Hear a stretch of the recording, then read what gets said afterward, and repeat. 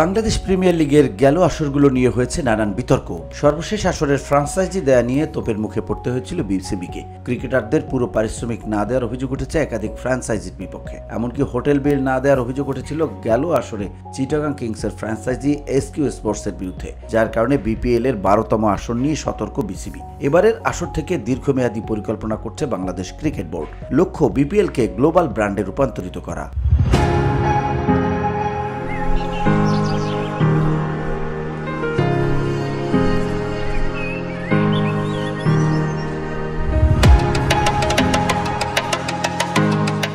এবারের আসরে দল নিতে কোম্পানিগুলোকে একাধিক শর্ত জুড়ে দিয়েছে বিসিবি, যেখানে দল নিতে চাওয়া প্রতিটি ফ্রাঞ্চাইজিকে থাকতে হবে সর্বনিম্ন 5 আসর। সেই সঙ্গে 5 আসরের জন্য ব্যাংক গ্যারান্টি হিসেবে প্রতিটি ফ্রাঞ্চাইজিকে 10 কোটি টাকা জমা দিতে হবে বিসিবির কাছে।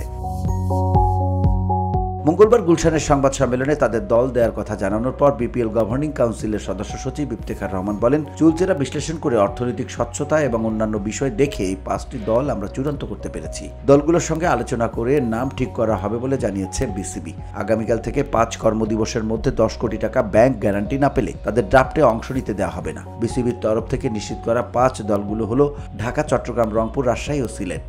এই 5 দলের মধ্যে 3 কোম্পানি প্রথমবারের মতো দল নিচ্ছে বিপিএলে। পুরাতন ফ্রাঞ্চাইজি হিসেবে থাকছে 2 দল, যেখানে রংপুর রাইডার্সের মালিকানা ধরে রেখেছে বসুন্ধরা গ্রুপের টগে স্পোর্টস এবং ঢাকা ক্যাপিটালসের মালিকানা ধরে রেখেছে চ্যাম্পিয়ন্স স্পোর্টস।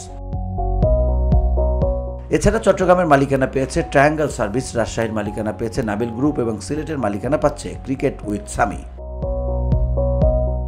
বিপিএল এর এবারের অংশগ্রহণ করতে যাওয়া দলগুলোর সম্ভাব্য নাম Rangpur riders, Dhaka capitals, Chittagong bulls, Rajshahi stars ও সিলেট ইউনাইটেড। গুলশানের মিটিংয়ে এবারের আসর অনুষ্ঠিত হওয়ার দিনক্ষণ ঠিক করা হয়েছে। চলতি বছরের 19 ডিসেম্বর মাঠে করাবে এবারের আসর। 16 জানুয়ারি ফাইনালের মধ্য দিয়ে পর্দা নামবে এবারের আসরে। তার আগে আগামী 17 নভেম্বর অনুষ্ঠিত হবে players draft. VOD Bangla news desk.